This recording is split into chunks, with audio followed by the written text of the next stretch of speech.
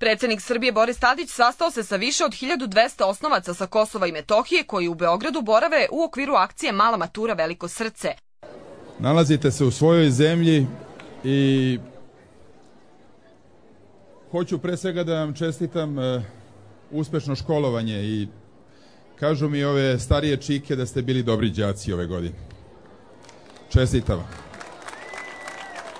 Drugo što želim da vam poželim, sigurnu budućnost, mirno odrastanje i mi ćemo sve učiniti da tako i bude u vašim životima. Treće što želim da vas zamolim da slušate mame i tate. Nemojte da se smejete kad vam to kažem. To kažem i svojoj ćerki, jednoj i drugoj, sad kažem i vama.